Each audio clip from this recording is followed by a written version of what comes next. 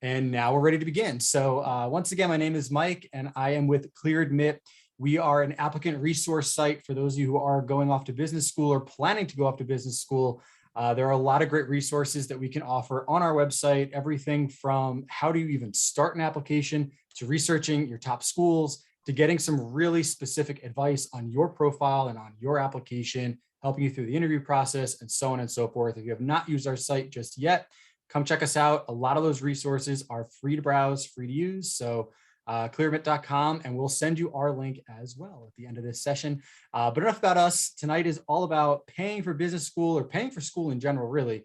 And we have some awesome folks over from Juno, Pedro and Nikhil, who are joining us today to talk about all things paying for school. And we will be taking questions throughout the session. So I will lead with that as well. If you do have questions that you want answered, put them in the chat, put them in the Q&A. Let us know where you're from as well, because there are some questions that you may ask depending on where you're located and where you're planning on going to school, right? So international versus domestic on both sides. We'll make sure we answer those questions as specific as we can. So once again, I want to pass it over to Pedro and Nikhil. And guys, happy to have you tonight. Absolutely. And I think this is a third one that we're running in our 3-part series. So Mike, great to see your face again on a Tuesday night. Hello to everyone. Hope you've whether you've been tuning into the first 2 that we've had or are just joining for the first time. We're really excited to have you. I mean, at our core, we're an MBA company, and this community means a lot to us. And so we try to be as helpful as we can with these resources and just the knowledge that we've built over the years. And it's something we're looking forward to sharing with everyone today. So Mike, I believe I can take over the sharing from here, if that's all right with you. And just let me know when I have that power here. I relinquish the power to yourself here. Let me see. Awesome. There you go. So here I am. We're going to get started here. Present. Amazing. So this is personal finance for incoming MBAs. Again, if you didn't tune into our first 2, we have recordings of those webinars as well. So the first one is being accepted. Now what? And just talking through like the decisions that you have to make in that process. And the second one was on pre-MBA internships and tips and tricks on how to navigate that decision. So quick disclaimer. So this is, I think, is very important. And I think especially when we're talking about finances, everybody's situation is different. So we want this to be interactive and we want to hear from you. And please feel free to ask any and all questions you may have. But just know that we would recommend for very, very situational specific questions that you speak with like a tax advisor, financial advisor as well. And we're here to offer those tips and tricks at a high level and kind of point you in the right direction, but we're not an investment advisor or any of the above listed here. So we're not offering you any investment advice or financial advice. Just a quick walkthrough of the agenda. Nikhil, who's one of the co-founders of Juno, and I are going to drive into an introduction of ourselves, getting right into the meat of it with budgeting. Real interesting perspectives that we both have and would love to share with you. Moving on to, I think the student loan portion of it really is our core knowledge base, and then diving into tax tips and other helpful advice for you. So saving a lot of time at the end for questions here, but really feel free to just ask them as we go along, and we'll try to answer them as we walk through the presentation.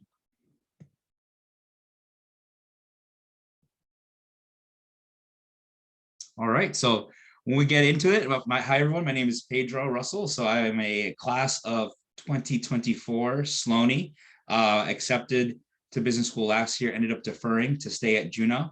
Been loving my time here. I'm the head of strategy and business development, working on growing our core product as well as some new products that we're rolling out in the lending space. Nikhil, I'll pass it over for you for a quick introduction as well. Yeah, hi everyone. My name is Nikhil. I'm class of 2020, so already feeling a little bit dated here. But graduated recently, and Juno is a company I founded right as I was pretty much exactly in the shoes you are, as I was transitioning into business school a few months before starting.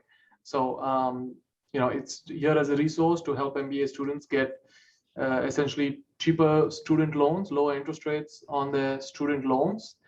Started pretty much as a Facebook group. Some of the screenshots we enjoy nostalgically looking at. And Pedro, if you go to the next slide, we had this fun group. We were able to leverage that into a deal with a bank that essentially offered really good rates and terms, saving students a bunch of money compared to their federal student loan alternatives. And really, we've been keeping that mission alive through Juno over the last 3 years, 4 years. So yeah, with that, I'll hand it back to Pedro. Yeah, absolutely. And I will say here, like I saw on the first slide, you had 22 likes to that message, which already right off the bat is a strong indication of product market fit. I don't think I've ever had that many likes on any sort of Slack channel or group me messaging. So, great job. I think, a personal thank you for me, because I'm going to be taking out some loans through Juno as well. And I know here, like the savings, I mean, it's no cost to members to join. And I think,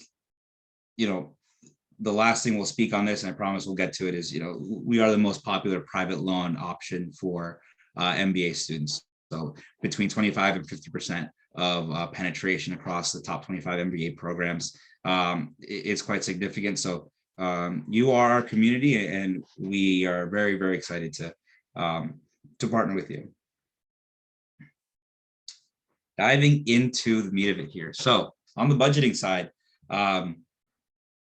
look, at a high level, you know what you know, right? But you're still going into things with a grain of the unexpected here. I think the big takeaway that we want to get across when you come to the budgeting side is schools don't really understand your individual situation, and as a result, on the most part, in the aggregate, they tend to underestimate the cost of attendance, right? So that cost of attendance, for those of you that do not know, is listed on the school's website, and that's net of or gross, everything, to tuition, fees, laptop, insurance, and living expense. How you budget should largely be driven off of two things. One, your current expenses and the way you currently live, and two, adding a margin, an additional amount to think about what you are going to use that money for when you get to business school. And what I mean by that is thinking about the reasons that you're going. Think about the network, think about the projects that you want to start, think about the travel that you want to engage in, and add that to your current living situation, and be very rigorous about, for the first semester, especially when you're going to be working on making friends and building those relationships, give yourself some wiggle room on that, so that you're not caught at the back end trying to pick up the pieces or get a student loan in the middle of the year, or any other point in time when the process for securing that money is much more difficult than it is during the peak season. So Nikhil, I'd love to hear from you. Like, honestly, like I haven't gone to school yet, but we've spoken with a lot of our employees at Juno, and a lot of it ranges. I mean, I've seen something $20,000 in like drinks and dinner and going out, and then on our high end, I'm not going to mention who in our company, but I've seen up to $60,000 in spend, not including just your core living expenses, which is room and utilities. Yeah, there's quite a range out there. I think one of the metrics we picked up along the way is about $15,000 above what the school has estimated as being, some kind of a median amount. We've seen plenty of people manage right within the cost of attendance projected by the school. In this example, it says 9 months. In reality, you're going to live for 12 months, right? You sign a 12-month lease, even if you're only in school for 9 months. So small adjustments required, but we have seen people manage in that budget. But I would say the median tends to be a little bit beyond that budget, and the extremes can be, like you said, very extreme. Um, yeah, and so Well, like I you want to said, jump on a point that you started to hit on, which is like on the room and board. So yes, 9 months is also one thing to think about, but also another thing to think about is, what are these numbers that they're putting on here? Like just looking at Harvard alone, I don't know a single place you get a room for $1,600 a month, right? And I know they've updated that recently, but I know for a fact that what MIT and what Harvard is telling us is grossly under the current rental market. So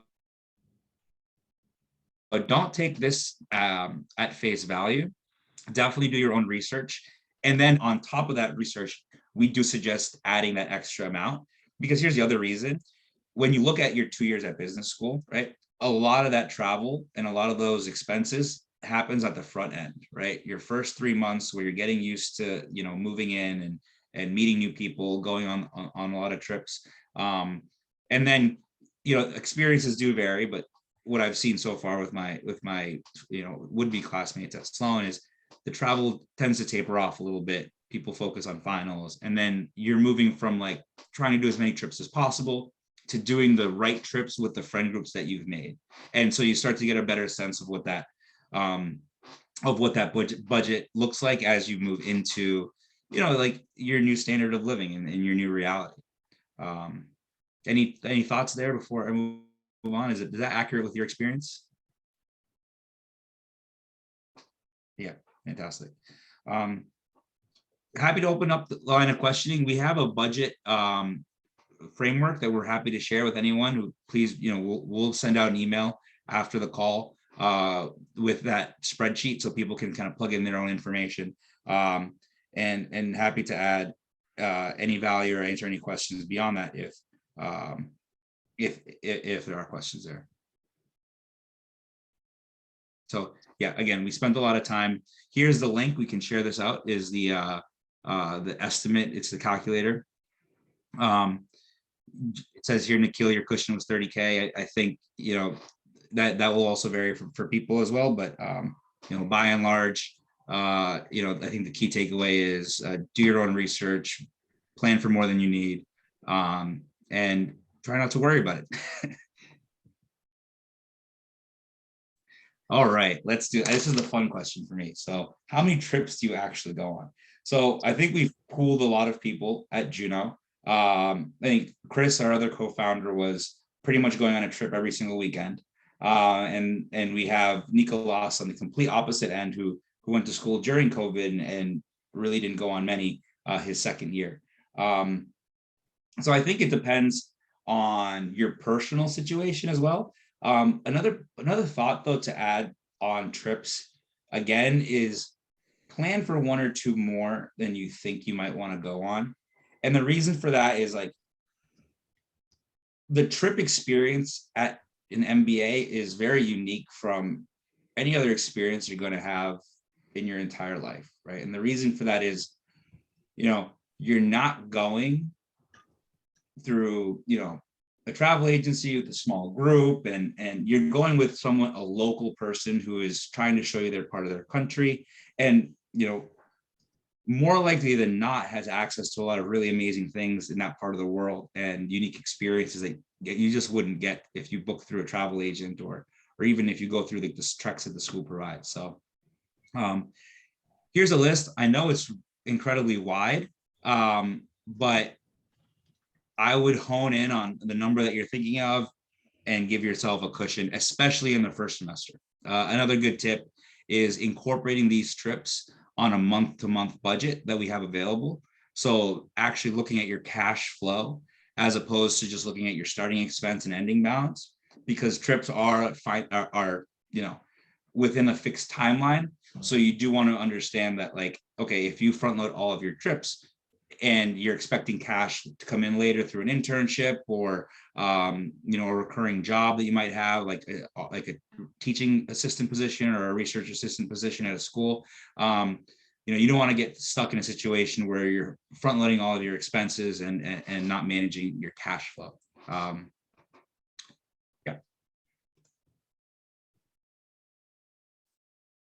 food and alcohol. Okay. Also spends varies dramatically.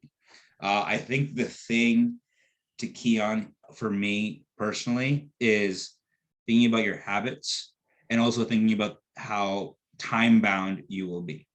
For example, if you're a person who is very excited about going to school for the opportunity to work on a specific project or experience a certain lab that might meet after hours or any type of other like opportunity that a school has that isn't part of your regular courses, that directly correlates to how much you're going to spend eating out. And you should budget that and you should weigh that in, because on a day-to-day basis, the thing that we consistently hear and that Nikhil and Chris and a lot of others have experienced at Juno is there is not enough time in the day.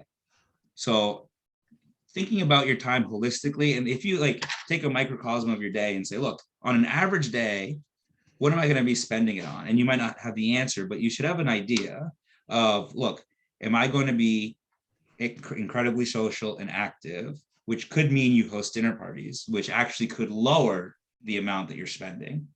Or conversely, are you looking to take part in like a wide range of activities, not drive kind of like the social scene at your school, but still want to partake, not kind of leading those functions or that type of like social life does mean you will pay more. Again, like no one is forcing you to go out every day. Like there are a lot of people that I know that make us a really amazing group of friends. They meal prep, share food with each other. I know a lot of people actually that still attend these events, don't consume alcohol, still able to have a great time. Don't feel bound if you take a look at yourself and realize like, no, this genuinely isn't me. One thing I would suggest against is looking at your habits, looking at, what you think is the reality, and trying to make an adjustment on your personal life at the same time as you go to business school. It's a recipe for disaster, right? Because not only are you trying to change your day-to-day habits, you're also being thrown right into drinking right from the faucet or the fire hose with classes, with trips, with your core group meetings, with group projects. And most people tend to lean back into those habits and double down on them, as opposed to completely changing every part of their life while simultaneously going through a rigorous MBA program. Nikhil, I'd love to pause and hear your thoughts here, because I see you nodding your head, and you're 2 years removed from school and probably reflecting on some of your own experiences. Yeah, 100%. I definitely, I thought I was going through this transformational period where I would transform myself, right? I was like, oh, new me, I'm going to have all these great habits. I'm going to exercise once a day. I'm going to eat at home. And then you arrive on campus and you go to one of the, the European clubs throw the best parties, right? So you go to one of those parties and you wake up hungover, and then, you forgot about all of those resolutions. So, yeah, pretty, there are definitely people who are successful. I'm just not one of them, and I think I'm in the majority. Yeah, absolutely. And again, look, we don't want to say that it's impossible. But I think, Nikhil, you're one of the most diligent and rigorous people I know, and disciplined. And for you to speak about your struggle and challenges like that, I think it just speaks volumes to just how much of a life change going to business school already is, and then throwing, your own personal change on top of that. It's a monumental task. So, look, we're moving on. I know that you might have some questions here. Doesn't look like we do. Just did a quick question check. But moving on to student loans, and I think one of the first things I want to discuss here, if I can go to the next slide, is in terms of the student loan process. There is an operational element to it, which is quite easy. I think the part I want to hone in on right now is the way loan providers operate typically is on a peak season. And I think a more important note than that is to, how do I frame this?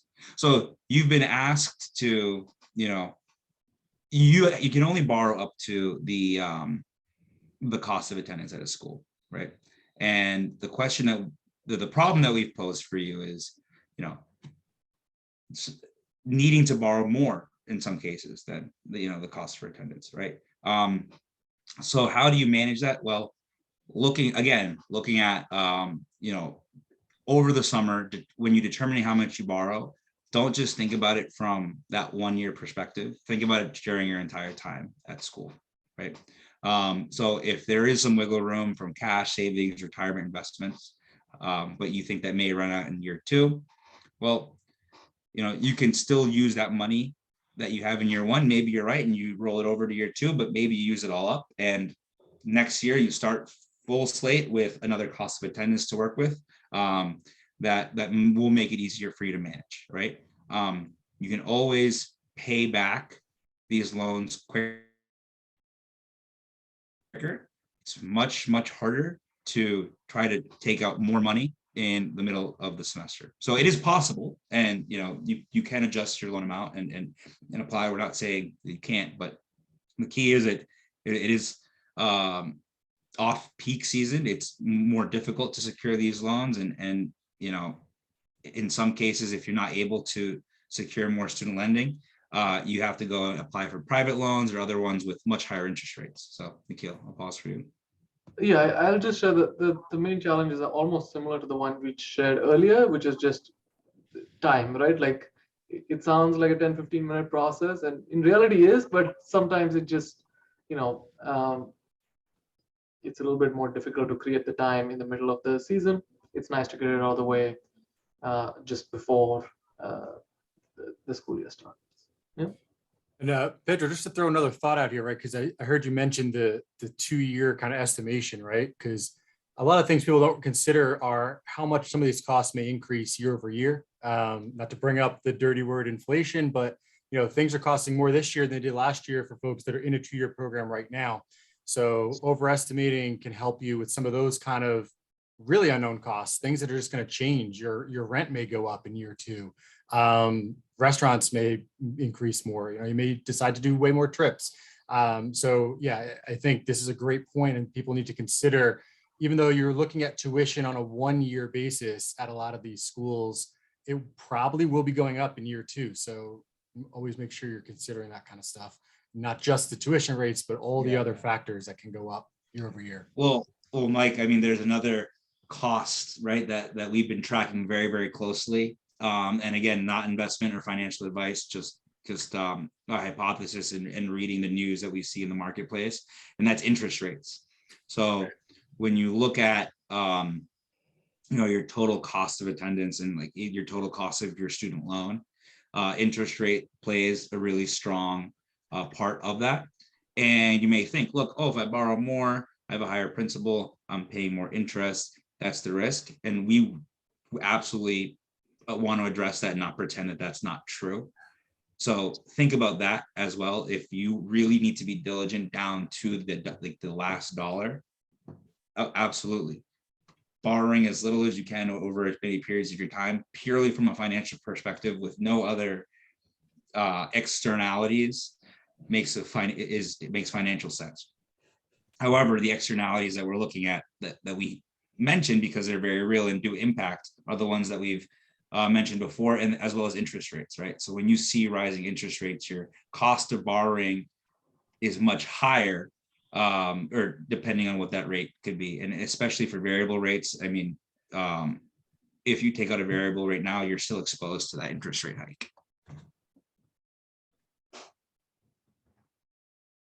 Right.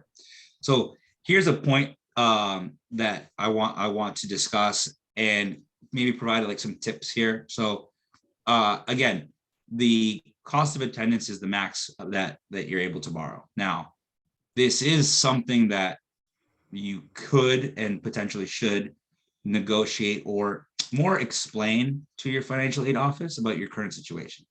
And I think the best way to approach that is looking at living in cost of attendance expenses and auditing the number that you're given and working with your financial aid office to make adjustments as needed. For example, talking about Harvard or MIT, like the Boston schools, when we look at cost of attendance, we see a line item for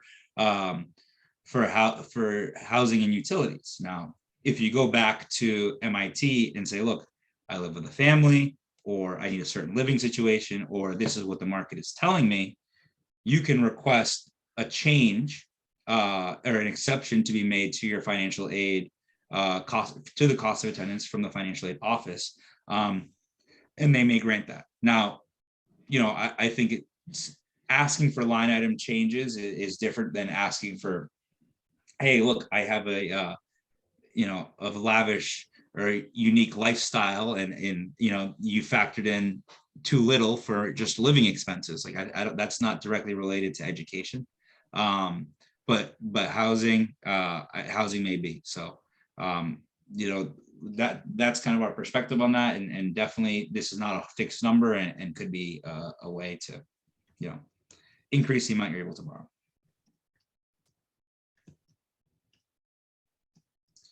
Also, Nikhil loves this slide.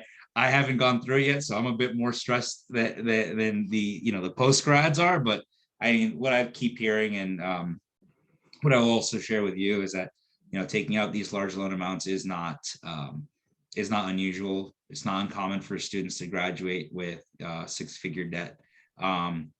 If you attended our pre-MBA webinar last week, you would have learned about all of the experiences that and opportunities that become available to you as not even attending an MBA, just getting in.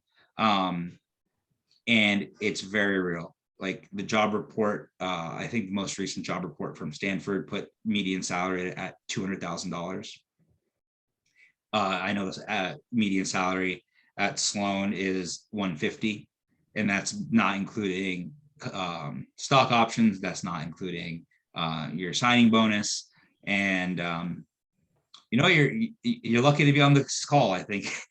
And I think net it's worth the investment here, but the takeaway on the financial side is to try to get used to these big numbers and think about what that's going to look like 3, 5, 10 years down the road.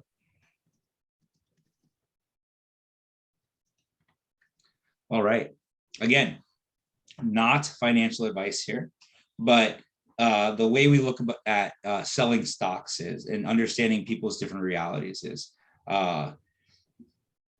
the technical term I think is arbitrage, right? Borrowing versus investing, right? So what is the cost of capital, of money? Well, look, when you borrow money, there's a cost to that capital, right? But it also gives you an opportunity cost to invest money that you have into places that can generate return. So if you're looking at a portfolio of investment assets that return on average a rate that is higher than the interest rate you are borrowing on, that's a signal that you're borrowing money because you can put the cash that you have to good use.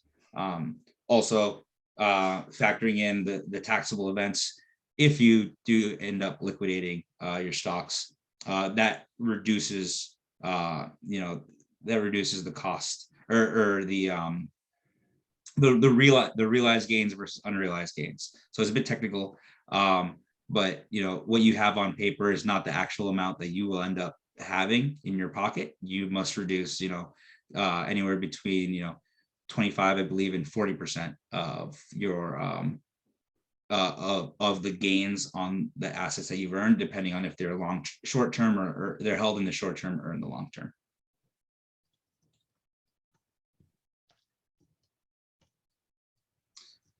Okay, walking through some loan options here. I know this is a bit of a dry part of the presentation, so we will just touch on the high points. So look, when you borrow money and you decide, okay, fine, you're right, I'll borrow money. What do I do now? Well, there's 3 different types of loans here, right? You have federal unsubsidized, federal grant plus, and then private student loans. So Juno works in the private student loan space, and you've heard enough about us, and we're happy to answer any more questions there. Federal unsubsidized versus Grad Plus, right? So federal unsubsidized loans, it's capped. The money that you borrow is capped. The interest rate is set at the beginning of the year, and will likely move higher than the one that it was at this past year. There's also origination fee. So an origination fee is, think about this. So let's say you decide to borrow $100,000.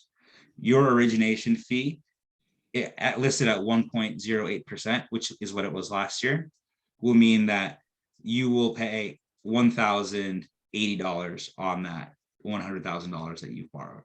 So that number is higher on the federal Grad Plus loan, so it's 4.28%. So if you borrow $100, you end up paying $4.28 just as a fee. But that's a one-time fee. It does not get paid on a monthly period or anything like that. So the Grad Plus loans, again, you can borrow. There is no cap, so you can borrow up to that point that's given to you by your school and the cost of attendance. Interest rates for Grad Plus loans are higher than your unsubsidized, and will, as we mentioned, will go likely go higher. One final thing I realized I didn't touch on in terms of cost of attendance is cost of attendance is that amount that you see on the website minus any of the scholarships or aid that you were given by the financial aid office.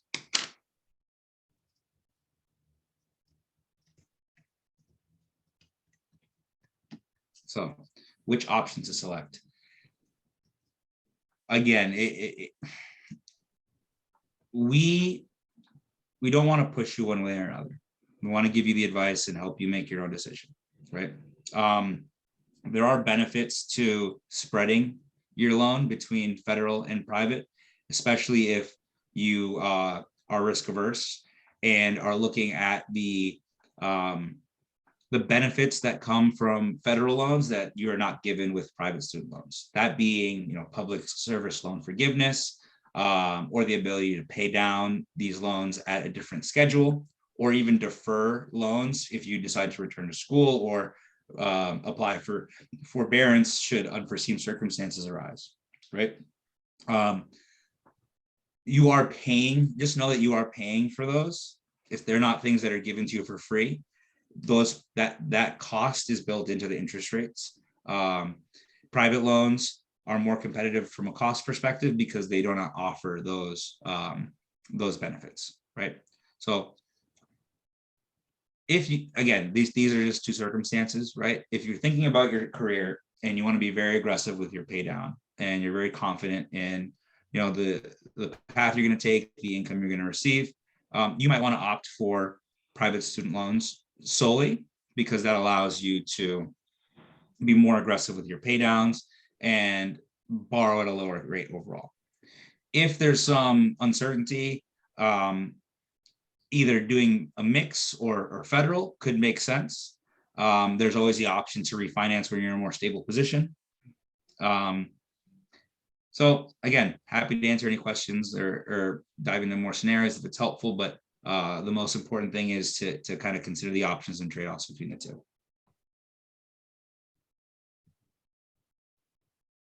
So if you do elect to go for private loans, here's a bit on how Juno works. So look, if you're going out for yourself, as Nikhil and Chris were, their first year, they're reaching out directly to the lenders, getting a quote depending on their credit profile. And that quote is driven by an individual lender's rate table. So they have different underwriting criteria that they look at, you as an individual, and then assign you a rate based on their belief of your propensity to spend or likelihood of default on their product.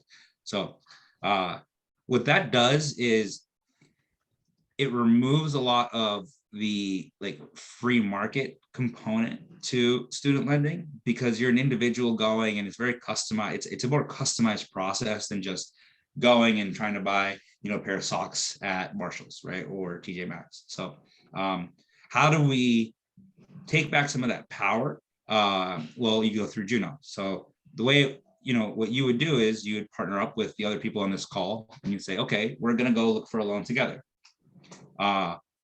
Lenders care more about 100 people borrowing from them than one person borrowing from them. And that also impacts their underwriting criteria. And the rates of default and risk is much lower when you spread out that amount over a broader range of people. So if lenders are assured of that benefit and of that volume, they work with us to lower the actual cost of the student lending products for each individual. So each individual receives a discount to the rate that they would have received. That's important, that specific person would have received from that specific lender.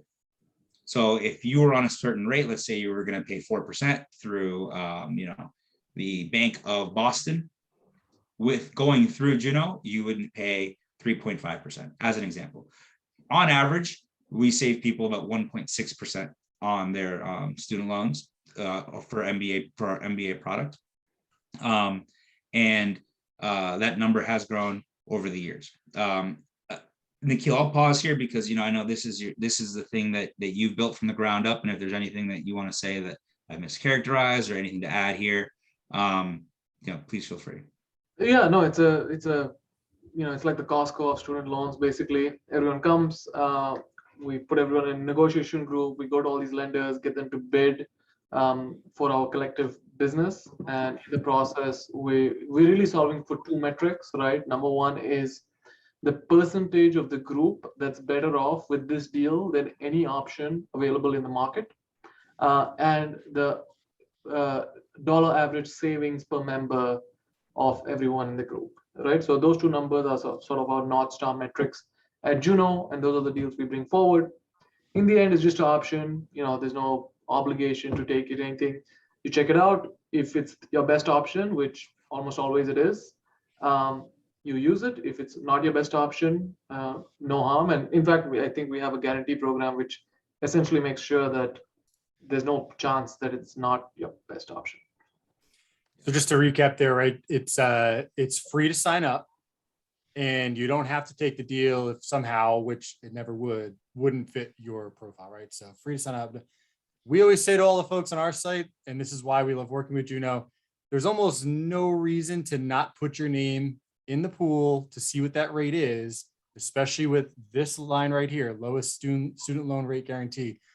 Everyone should be signing up because you want to see what that rate's going to be. It's going to be the best one out there. And if you somehow find one better, everyone's going to get that one anyway. So it's almost silly to not put your name down. So we'll make sure you all get the link on how to join Juno on the email when we send the recording out. But I just want to reiterate, it's silly to not put your name down if you're eligible for the programs that Juno offers, just to see the rates and just to see that it would fit. Yeah. They didn't give me anything Absolutely. to say that, by the way. No, I know. I'm like, wow, thanks, Mike. That was really nice of you. I wish it was around when I was doing this. That's why I tell everybody, do it. So, I'll add one thing. Sorry, yeah, of course. I'll add one thing about the guarantee. The way the guarantee is structured, it's no stress off Juno's back. That's why when you file for the guarantee, we literally work hard to make sure you get that cash, because basically the way our contracts are structured with our lenders, when you file that guarantee, we are forcing the lenders to respond and say, look, you're costing me money, you better reduce the rates, etc., right? So we strongly encourage anyone who finds a lower rate anywhere to go file that guarantee, get the cash. The cash is sufficient to make sure that it's still a better deal to take Juno's option. And like I said, we typically there's this tension whenever you're trying to get a guarantee, right? The person you're interacting with doesn't want you to get the guarantee, but that's not the case here. We literally, if you found a lower rate somewhere else, we want you to get the guarantee. We want to pay you that cash so we can pressure the lenders. Yeah, you took the words right out of my mouth. I was going to say, the most discerning listeners here are going to look at this and they're going to say, either I get the lowest rate or I get the lowest rate and I get cash. So yeah, I think it speaks for itself. We're not going to be a dead horse here, but happy, and we're very passionate to speak speak on these topics here. Okay, tax tips.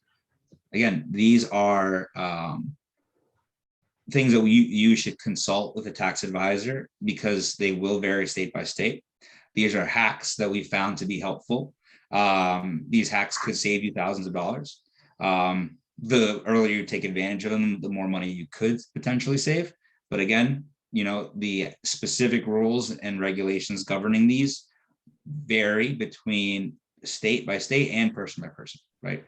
That being said, there's a really cool trick that you can use that could save you a ton of money here. So look, you can open a 529 plan, which is a tax advantage savings account for educational expenses. Contribute the maximum amount and withdraw at any point in time to pay for qualified expenses. So what that means is, if you are like anything on that list of like your cost of attendance, you're allowed to pay down from a 529 plan. And that money will be invested and will not be taxed at the state level for withdrawals made to these specific expenses.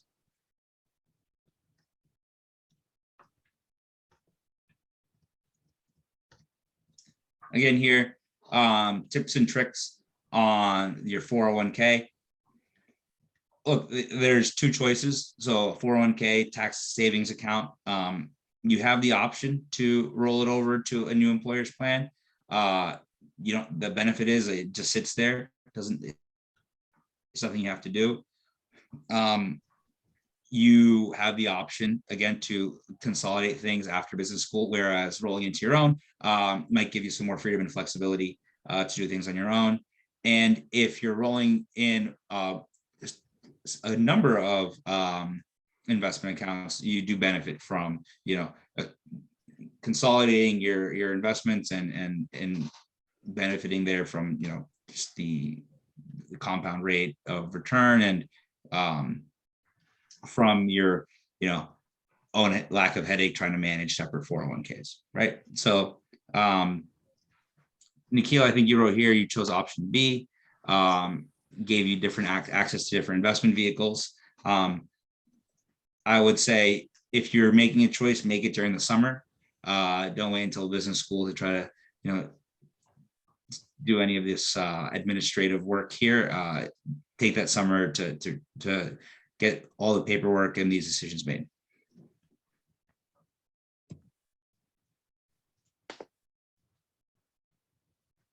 Okay, again, this is another hack here, but if you do decide to liquidate cash from investments, specifically, like a Roth conversion or withdrawing money from a Roth account, you will benefit most if you realize gains during your lowest tax bracket year. So what does that mean? It means you are taxed on your income and your marginal tax rate, which means like the incremental additions to your tax rate will increase based on you hitting certain income levels.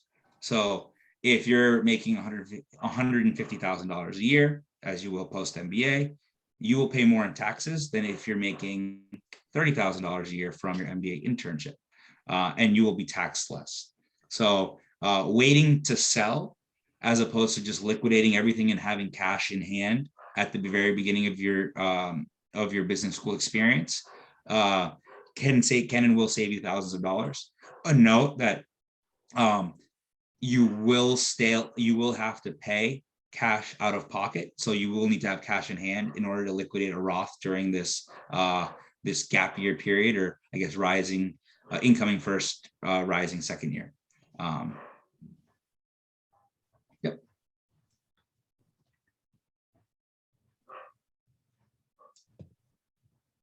Lastly, here's some other tips. I mean, be scrappy, as we said in MLT. You have little discounts everywhere. I use the movie ticket discount from AMC to get $5 movie Tuesdays, I use my Office 365 account provider from MIT, even though I don't go there yet. So I think there's a myriad of tips and tricks you can utilize. Travel points and miles accumulating. Again, like not investment advisor, but one thing I do is I farm credit cards, and I mean, obviously paying close attention to my credit, but looking to take advantage of the like the Chase points and Amex points that come with getting a new card. And I think 3 people within Juno said that they used points exclusively for all the trips that they took. So I've got about $3,000 in points. I'm not sure if that's going to make it through all of business school, but yeah, Kill's saying no already. So, but yeah, it's something. So I know how much you travel. You travel a ton. Just you haven't even joined business school, so. I know. So you'll be seeing my name as a Juno customer, I think, pretty soon. But yeah, I guess the last tip we have is just like have fun. Like, man, like it's an incredible. You can't put a price on life experiences, and like the ability to take 2 years off of school, off of life, to like explore and find yourself, try new things, be back in an academic environment with all the knowledge you've accumulated throughout your early part of your career. Like there are so many things that I wish I had taken advantage of in undergrad that I now have the perspective to. And I mean, for me, I know now that, going back to school as an adult provides so much value, just in being able to like have a better understanding of who I am as a person, and being able to make the most out of my time. So my advice to you, and hopefully, some of you end up at Sloan, or we end up hanging out or meeting each other at, one of these inter-MBA ski trips or other events. And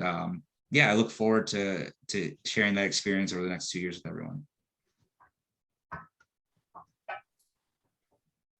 Awesome. So, I mean, we're open for Q&A if folks have any questions. I think we'll hang here. Feel free to ask, and we can discuss. We'll be on, I think, for another 7 minutes, and then clear out.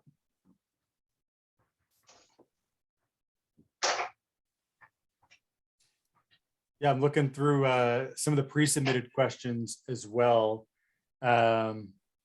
Really the only ones that stick out are things, international versus domestic, which I think Nikhil just answered in the Q&A box, but I don't know if you want to amplify that at all. Where you can offer help to folks. Absolutely. So, what I would say is, for the international students, we've been trying for the last 4 years to negotiate a deal, right? And we haven't been able to negotiate a deal similar to what we have for US students, US permanent residents, or international students with US co-signers, right? So for all of these folks, we have sort of these deals where the interest rate is lower. For international students without a US-based co-signer, who is studying in the United States, we typically have some kind of a cash back deal. What that means is we're getting paid a referral fee, and we're just passing that money back to you. So you're taking the same loan that you would get if you went directly to the lender, but we're just giving you a little bit of cash back, right? And then we do also have options for US students going to international schools. Like, for example, if you're going to LBS, right? We do have options which are actually very attractive compared to anything else out there, for students. But the same kind of, the criteria is that you're either a US citizen, US permanent resident, or an international student with a US-based cosigner, right? And then for international students, we do have options, but they're mainly cash back options. I will reveal that we are working on a deal that, there's like 60-70% odds at the moment that it gets done. It's in board approval at a lender this week. If that happens, we think we'd have a fabulous option for international students without cosigners, but it's not a done deal yet. And we're just sort of holding our breath and, trying to make that become a reality. if that does become an option, it's unlikely that anyone here will be able to use it this year. It's more likely that if you're signed up for Juno, you'll receive an email saying, hey, for your second year loan, you can use this. You might be able to use it for your first year loan, but the process would be messy because typically international students are getting their loans a little bit earlier in like March, April, even February, just because they have to use that proof of approved loan application as part of their visa application process. So for that reasons, international students are usually doing things a little bit earlier. We don't expect this deal to be live at least until June. So if this deal is live and you want to use it, likely you have to cancel your old loan and then reapply with this, which personally I think is likely going to be worth it. But I leave that up to you. If you're signed up for Juno, we'll definitely send you an email saying, hey, this is an option for you to consider. Nikhil, do you want to touch on like the refi situation for folks who may be in that, where they may have chose something else for year one, looking for a year two option? Yeah, absolutely. When you're thinking about refinancing, that's a pretty common strategy folks in MBA take, right? They think about a student loan as like, okay, this is my loan while I'm in school, but they already know that as soon as they graduate, they plan to refinance. And that's, there's no guarantee that anyone can refinance. At the end of the day, you submit another application, you hope to get approved, etc. But it is relatively common for MBA students to end up in careers, with good incomes. And because of those good incomes, you end up getting approved for amazingly low rates, right? So when you think about, the loans and terms that you're picking, we have some articles on the Juno website. I think we're putting them on the ClearAdmit website. So if you go to ClearAdmit, in the top left, there's that navigation bar. And then I think it says Juno. Mike, remind me what it says. There's something about Juno over there. Financing the MBA, I believe. Yeah. Financing the MBA. Yep. So if you click on that, there'll be a few articles, and we talk about strategies that you can utilize in selecting what loan terms and what you select during your MBA. If you, like, for example, if you're pursuing consulting, right? It's unusual for a consulting person to not get approved for a refinance, right? Or tech or investment banking or, a lot of business school careers. I see. Yeah, I think Kalandra had a question earlier. I don't know if we'd answered it already, but it was on RAs.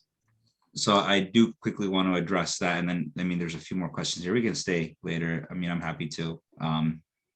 So Kalandra, your question of, do we know anyone who has gone through that experience? Yeah, I have a friend who was kind of an RA living in the undergraduate dorms at MIT. So his experience wasn't really impacted too much. It was a bit more of a walk for him, I think, to hang out with people and be part of that community. But I don't think he suffered too much on the kind of networking and just like being a general part of that class.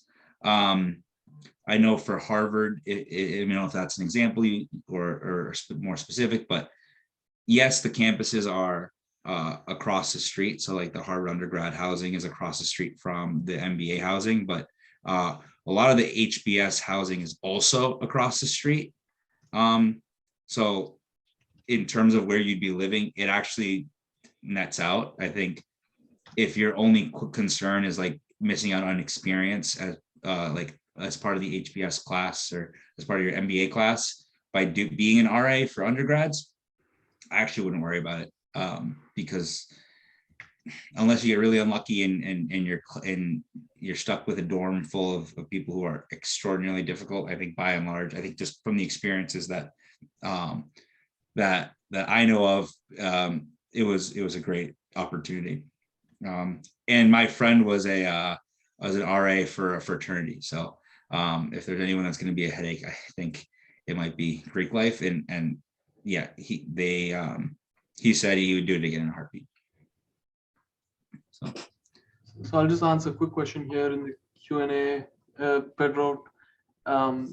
Say you borrow 100K a year for year one, 50K a year for year two. When would you start paying the year two loan? Upon graduation or a year after, you would start paying year one loan off. Both of your loans would typically start around 6 months after graduation, 6 to 9 months after graduation, depending on who you took the loan from. So for example, Juno's lender last year gave 9 months after graduation. The federal loans are typically 6 months after graduation, and most commonly it's around 6 months after graduation. What I will say is when you are signing up for the loan, there's actually a variety of options. There's usually around 4 options for how you can start repaying your loan.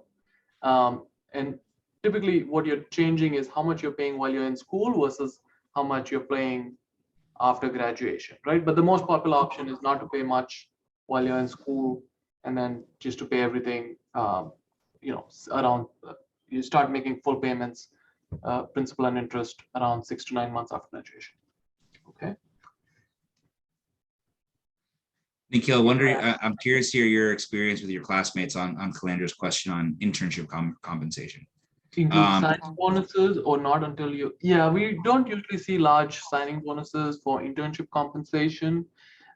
Typically we see, the full-time offer can have pretty sizable signing bonuses, but I've not heard of too many internship signing bonuses. I have heard of bonuses paid on accepting a full-time offer after the internship, right? So, not really not on the signing of the internship, right? That's usually just internship comp.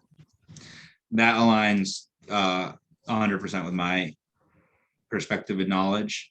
Even for like the most traditional and like well-worn tracks of consulting and investment banking, there's no signing bonus for the internship. So Fed loans, will payments automatically pause? Nope, payments will not automatically pause. What you want to do is contact your servicer and let them know what's going on. And I would recommend contacting them ahead of time a little bit, just to make sure you have the process down. That's not really something we know exactly servicer to servicer, but the process starts with the servicer, right? So typically it's someone like Navient, Great Lakes, one of these guys. Different loans have different services assigned. So you'd want to contact them, let them know, hey, I've been admitted, I'm going to go to school on this date. What do I need to do? And yeah, that's where the process. Typically that process is forbearance. So like there's a form that you fill out. There's some documentation they need to provide. These servicers move very slowly. They're hard to get on the phone, and the process does not happen overnight. So, I mean, in a lot of cases, I know people, I have friends that just don't even know who their servicer is or where to begin to even find their loans. It just comes out of their bank account. So if you're one of those people that doesn't even have your password or the website to log in,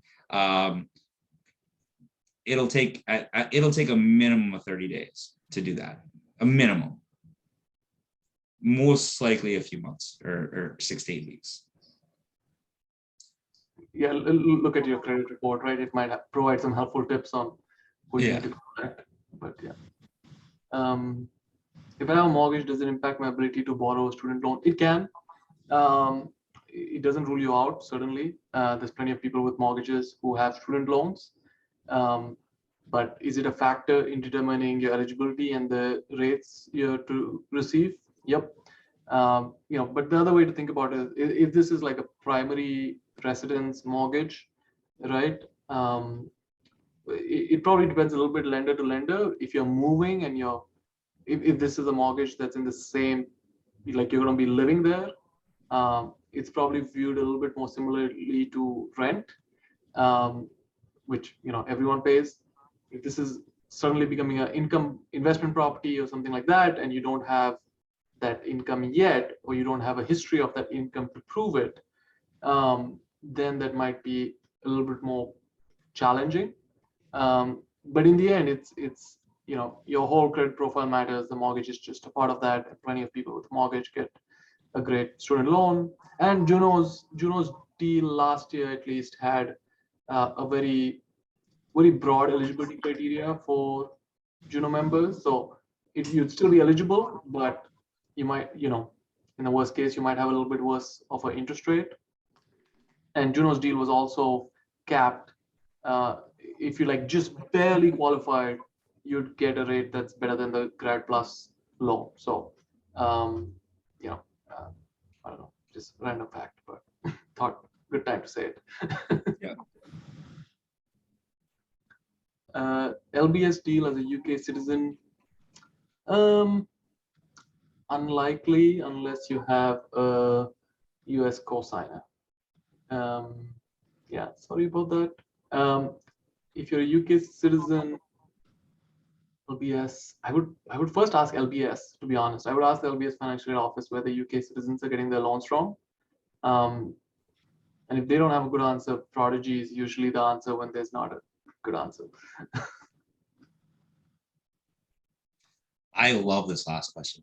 Does paying off existing loans help with getting a lower interest rate, or is it better to have more liquidity? So I can give my opinion. I'd love to hear your opinion, because then we might be completely wrong. I would say if you're optimizing for income, or I mean, it depends what you're optimizing for. Like, me personally, I would not be very liquid going into business school. I would have any excess cash invested.